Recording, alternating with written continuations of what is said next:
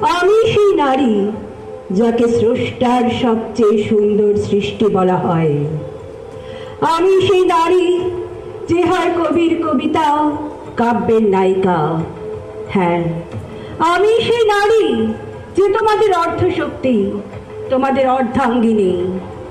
আমি সেই নারী যে কারো মা, কারো বোন, আবার কারো স্ত্রী। আমি সেই সহনশীল ধৈর্যশীল নারী। হ্যাঁ, আমি সেই নারী যাকে তোমরা নারী বলে অবহেলা করো, যে তোমাদের ভালো করতে গিয়ে বঞ্চনার গঞ্জনার শিকার হয়।